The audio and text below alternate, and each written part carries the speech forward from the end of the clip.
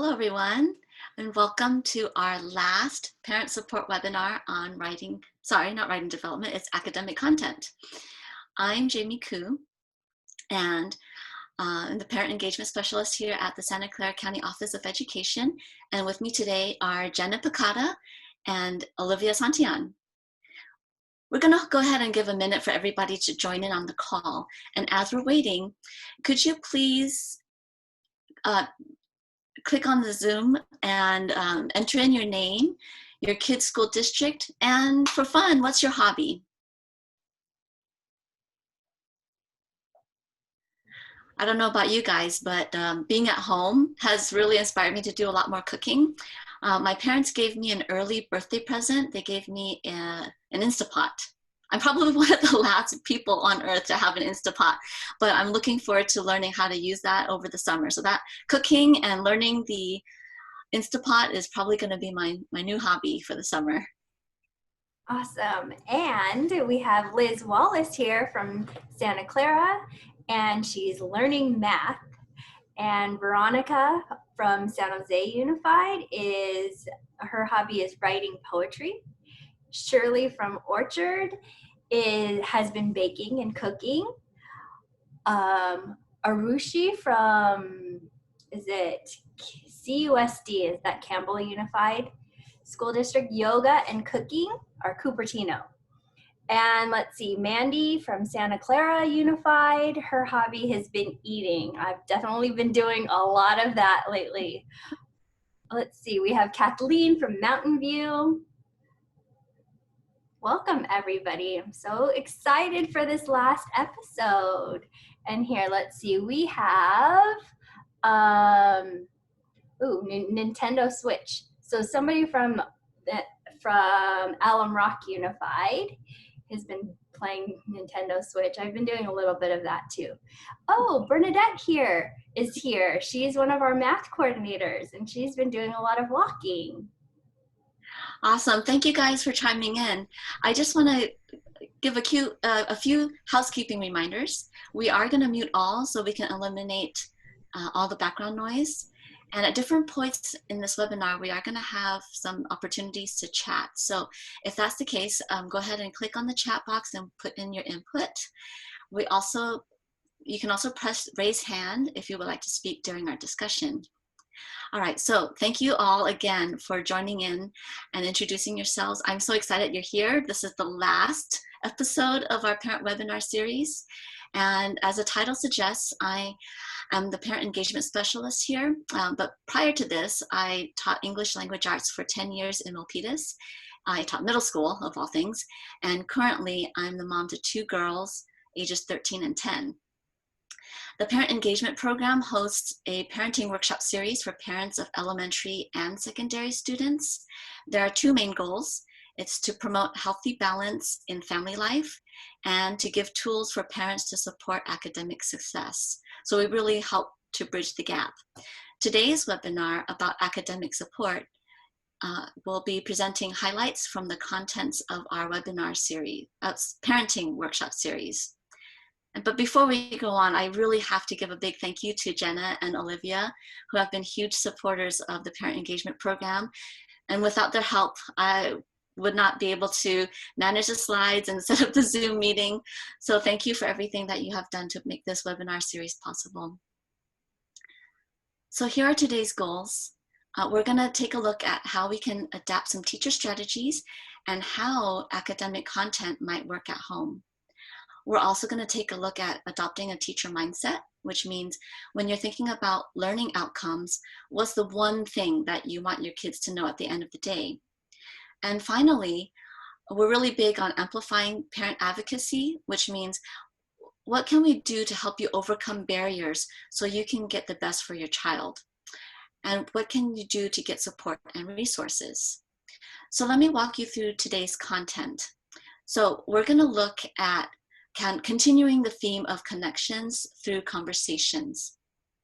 We'll start by looking at some universal academic supports because it applies to all subject areas. Specifically, we'll be looking at academic language, a technique called Read with a Pen, and Cornell notes. We'll then look at specific content support for strategies for history, social science, support for science, and support for math. Okay, but first, let's start with a little game. Here's the deal. It's a simple game where you identify what's the topic. On the left side of each slide, I will have a word list. And on the right side, I'll have two topic choices with pictures A and B.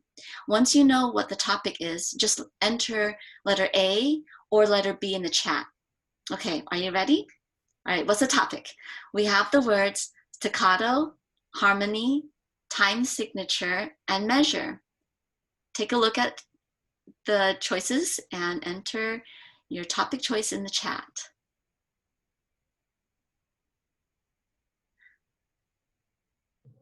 Okay, great. We have a lot of people saying topic A. Yes, the topic is music.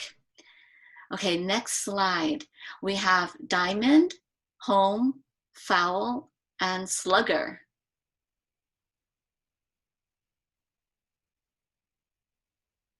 Okay, awesome. Lots of topic B. Obviously, it's not going to be the ring with a slug on it.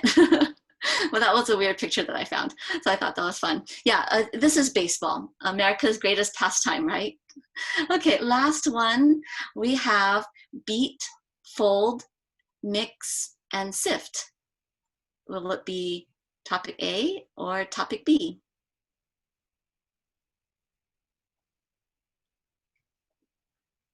Awesome, guys.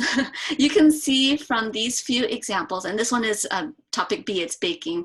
You can see from these few examples that every topic has their own set of words, its own set of vocabulary. Just like some of you who said your hobby was baking or maybe even eating, there are certain words that take on a distinct meaning when you use it within that context. For example, a measure in music means the notes and rests that are within the bar lines. But then if you use the same word measure in music, in baking, it means something completely different. Measuring in baking means you're going to calculate a certain amount of an ingredient. So these words are a key to unlocking the meaning and understanding in that context. It's the same way with school.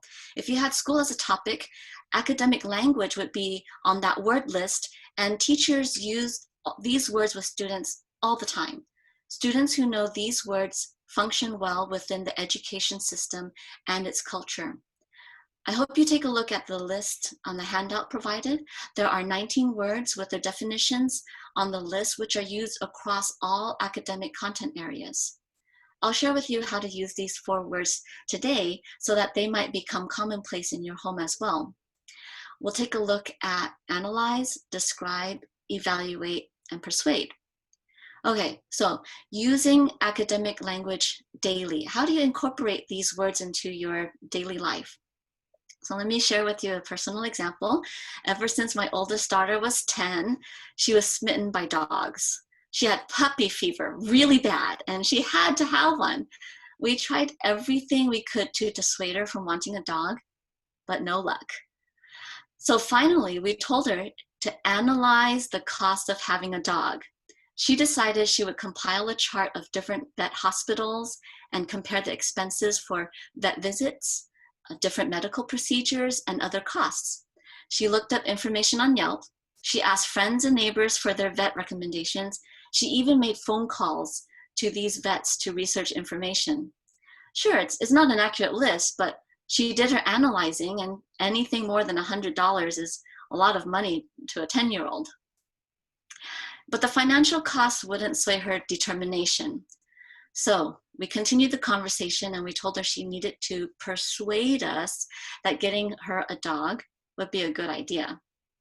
So she continued her research and looked up types of dog that don't shed hair, and researched dog temperaments, activity levels that would match our family. She even found articles citing psychological benefits of having a pet. She compiled all her research in this folder. You can see pictures and charts and graphs, handwritten notes. Still, our answer was no. Well, she's a very determined young lady, and she wasn't going to give up. So we made her prove that she was responsible enough to have a dog. We said, okay, if you think you're really ready for having a dog, which requires a ton of work. We're going to give you some more household chores. We will evaluate how you handle these weekly chores in addition to keeping up with your schoolwork. So you can see we have a list. It has weekly responsibilities down here on the bottom. And you know what? After 2 years of working towards getting a dog, she proved she was responsible enough to be a dog owner. And of course, after getting the dog, we added daily responsibilities, daily doggy chores to her evaluation list. Guys, she's so enamored with this dog, she can't stop talking about her fur baby. If you were to ask her what it's like to own a dog, she can describe in minute detail the day we drove up to Vacaville to pick up the dog. She can tell you exactly what makes her dog wag her tail or which treat makes her dog go wild. Friends, my point is this. Because my daughter has lived through this experience of becoming a dog owner, she can relate to each one of these academic language words that I have shared. By incorporating and using academic language words and concepts between school and home, she will see that learning at school and learning at home is seamless. Ultimately, you want your kids' learning to be strengthened and for them to become lifelong learners. I encourage you to incorporate a word or two in conversation with your kids today. The next tip I have for you is read with a pen. This is where readers annotate their text with notes. The basic concept here is that your child will be active readers and interact with the text they are reading. There are different notations they can use to visually represent their reaction. They can circle important words or phrases, or they can write a question mark to indicate they still have questions or they're unclear about something. Here's an example of my younger daughter's 5th grade language arts book. With technologies these days, students can use a pen function to underline an electronic copy of the book. They can even click on the margin to type in their notes. If you have paper books at home that you don't want your kids to mark up, consider using Post-it notes for them to write their comments. We're still connecting through conversation. No, don't get me wrong. It's just you're not talking with them. The difference here is that instead of talking with you, the kids are using annotation like they're having a conversation with the text. This is how they become independent readers and critical thinkers. Another universal technique is note-taking. The Cornell note-taking system is widely used by AVID classes in the area. AVID stands for Achievement via Individual Determination, and its intention is to prepare students for college. Basically, notes go in the large portion on the right.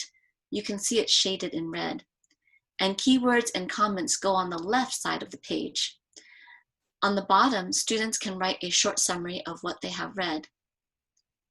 Now that school is ending, I would encourage you to use Read with a Pen or Cornell Notes to keep up with some academic learning and avoid the summer slide. Check out learning resources on BrainPop or Epic. You can see the links are down below. BrainPop has some excellent videos, games, and learning activities in a wide range of topics.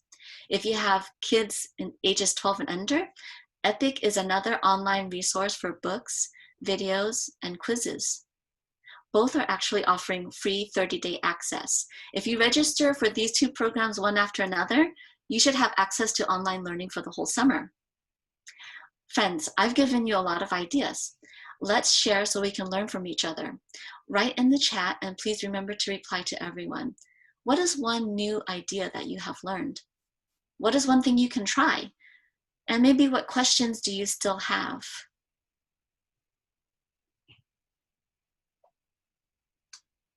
So Jamie, I never hear the dog barking. You guys see him outside? Well, she only barks when we say, do you want to go for a walk? Or when she hears a doorbell ringing. So I think she might be with my daughter right now. I'm sitting on a lap or something. I've been hearing a lot of dogs barking on Zoom. That's why I ask. So there's a question in the chat about, can you explain again what AVID is?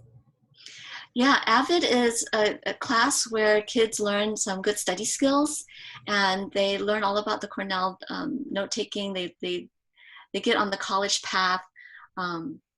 Usually in the middle school, it's an elective that kids will take, but if a school has adopted the system, they'll incorporate a lot of the strategies across the board for language arts, for history, for science. And then some of the other things, Veronica likes or is going to try having conversation with the text. Liz is going to incorporate Brain Pop into weekly, daily schedule to give ideas about what to talk about that day. Let's see. Monica learned about Cornell notes. Lisa wants to check out Brain Pop and Epic and try the annotation and note taking. Wilson says he tried to sign up for Brain Pop, but they asked for money. How do you? Oh, so he's asking about the free trial for Brain Pop. Is there Yeah, it's a COVID related link. Let's see in the slides. And I think while she's looking that up, I believe that Brain Pop does offer some of their videos for free. Yeah, so if you look underneath the Cornell notes, there's check out the Brain Pop. That one is actually the direct link for the COVID resources. And then free stuff is their free access link. Yeah, and I just popped into the chat the link to the slides. So anybody who's there and wants to get on the slides right now to check out those links, you can get there through that. And Liz is wondering how to use read with a pen without killing reading for my child. Do you have? Yeah, sometimes I'll do it and sometimes I don't.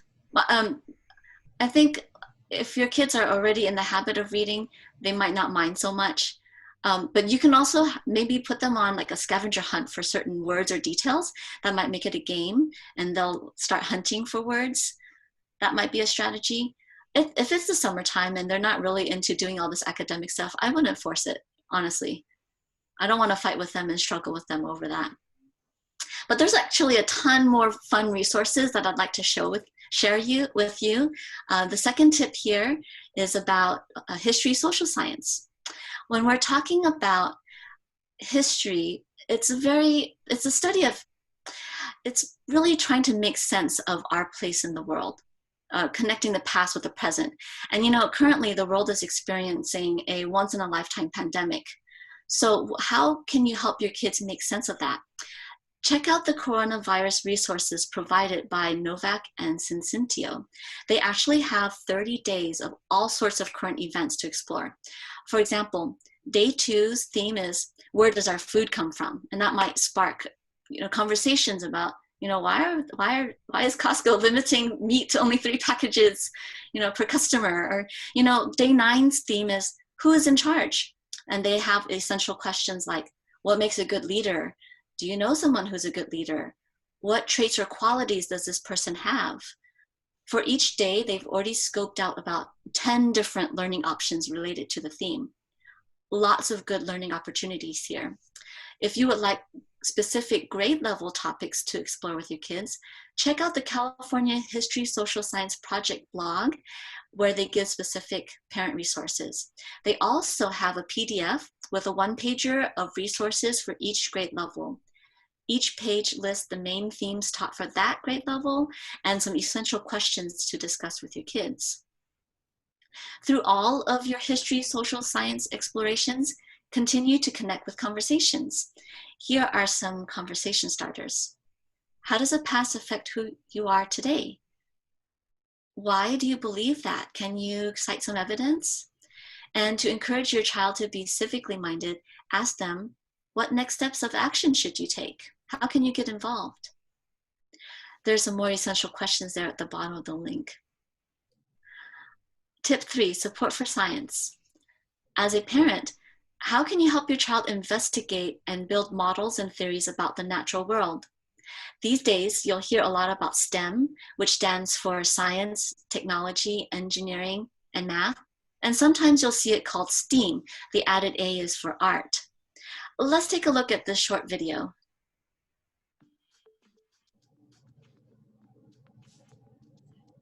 Hi, it's Paul Anderson, and this is Science and Engineering Practices 1. Remember what are practices? Practices are the skills and the knowledge required to do work. And so it all begins with asking questions and defining problems. In fact, these are the first steps in science and engineering. And so before we talk about asking questions, we should really define what science is. Science is the study of the universe. It's the study of everything. It's the study of phenomena at the level of the universe, but also at the level of the planet or the ecosystems or the humans or the DNA or the atoms that make up that DNA, or even the particles that make up the atoms that make up everything. And so basically it's the study of the phenomena. It's the study of how things work. And we try to explain everything in science, everything scientific. What's engineering then? Engineering is going to be solving human needs or fulfilling human needs, solving problems. And so an engineer is going to solve the problem of how I get in Montana at point A to point B in New York City. And there are a number of different ways they could solve that problem. They could put me on a jet, they could put me on a train or in a car or on a motorcycle, or they could even design a nice pair of shoes so I could walk my way across the country. And so they're really solving. So that's just a quick little snippet from Bozeman Science. And they have a lot of resources for NGSS, the next generation science standards that elementary school students are using. But they also have a lot of resources for specific science and engineering type topics. So I would definitely encourage you to check out the resources in the links beneath the video. If you need conversation starters, check out the resources from the Family Dinner Project or take a look at the conversation cards from STEM Teaching Tools. A very traditional summertime activity is camping, although this year you might be spellbound by the stars in your own backyard. But still, through all of the phenomena that you and your kids might be captivated by and are investigating, here are some simple conversation starters to support science at home. What do you see?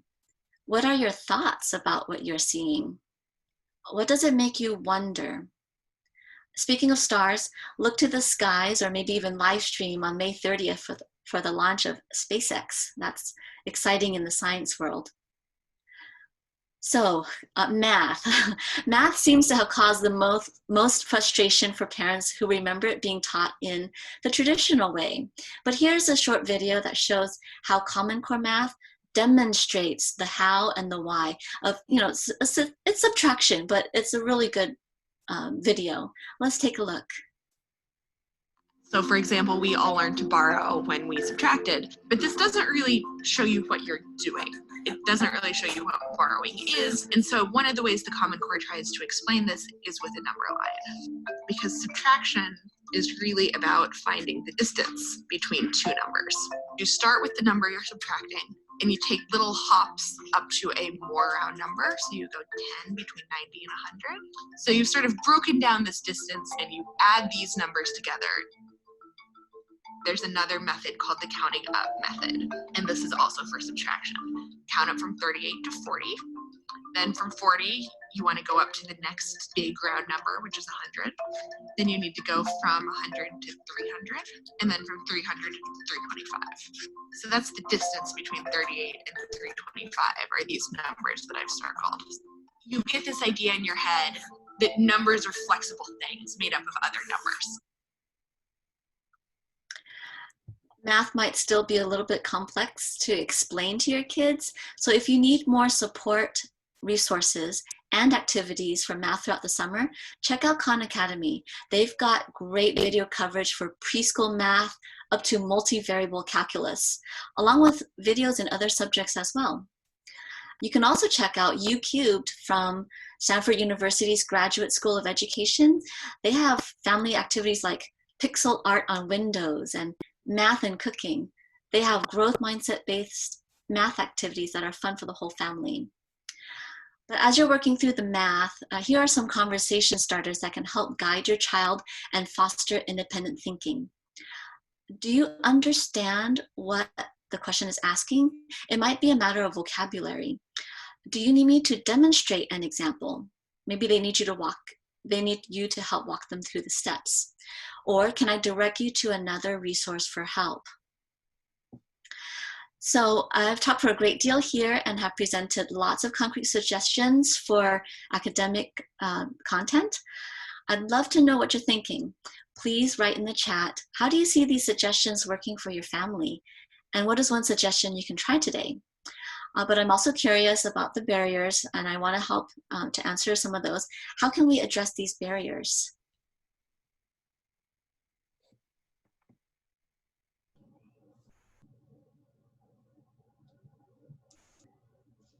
While we're waiting, I think you just brought up some really great strategies. I loved the strategy that you brought up with science about, asking what do you know. It's basically the what do you notice, what do you wonder strategy. And those are just two simple questions that you can ask about anything to open up a really great conversation. And Julia says, where do I start? There are so many resources. I feel overwhelmed. I know, and I already tried limiting it too. Just start with one. Like I share with you the academic language. I only picked 4 words, but that spanned 2 years. Just incorporate them and just kind of insert them here and there, and pretty soon they'll start to catch on. My kids actually don't really have an interest in science, unfortunately. But sometimes we'll latch on to, okay, we'll use basketball, so sports. And so we'll start looking into using academic language for that topic and helping them to investigate a lot more. There could be some science, some physics maybe involved with the angle of how they make their shots. So we can try to incorporate into what they're already interested in. And if it's not gonna work for them, just let it go. Don't make it a struggle for yourself. Yeah, that is a great point, because Monica just said, my child is resistant to me instructing and or supporting her learning. So that's a good strategy. Let's see, Shirley says integrating academic terms into daily conversation. And then we have getting my stubborn kid to do annotations and note-taking has been a struggle. He just rushes through the text.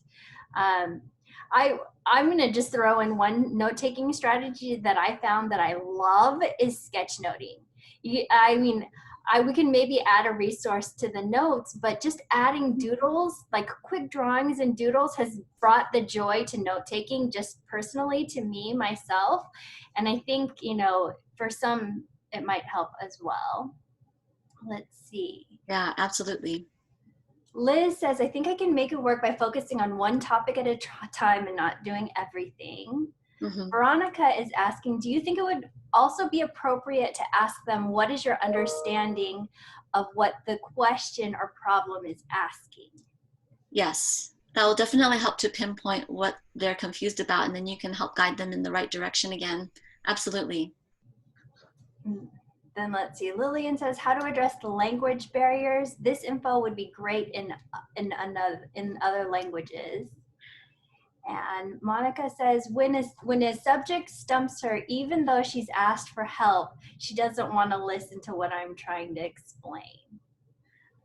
Yeah, let me address the language one quickly. We are working on the translations. When it's ready, we'll post it up on our website, parentengagement.sccoe.org. And as far as the struggles, if my kid is truly struggling and I've offered to help and they're not going to take it, I'm going to let them struggle, honestly, because that's how they learn the best, right? Maybe they have their own way of working through a problem and they'll get there eventually. And then when they find out that they're not doing well and they haven't quite reached their goal or their own expectations, then they'll come and ask for help. But just to know that you're always available to guide them and talk with them, talk through their struggles, or maybe guide them along the way, that's already supporting them. So a couple last words. If you need more support as we kind of transition into the summer months and you need a hotline to call, the California Department of Social Services is supporting Parents Anonymous. It's a new California parent and youth helpline, and they provide support and also resource referrals. So they're available 7 days a week. It's not there, but there is a phone number and also a website there that you can call, and they have services in English, Spanish, and other languages. Finally, if you guys would like a copy of the slide deck or the notes, please take a look at our bit.ly. It's bit.ly / SCCOE Parent 4, because this is the 4th episode in our parent webinar series. Of course, if you guys would like to contact me directly, please email me at jkoo@sccoe.org. Well, everyone, this is our last episode. Thank you so much for joining our parent support webinar series, and I hope to hear from you guys soon. Take care. And thank you, Jamie. This series has been awesome. I am so excited for the work that you've done and all the participants that showed up for all of these. So you've just done a tremendous job. I can't thank you enough. Yeah, great job, Jamie. Thank you. Thank you. This has been fun, actually. I think I could get used to this. Yes. So thank you for all being here.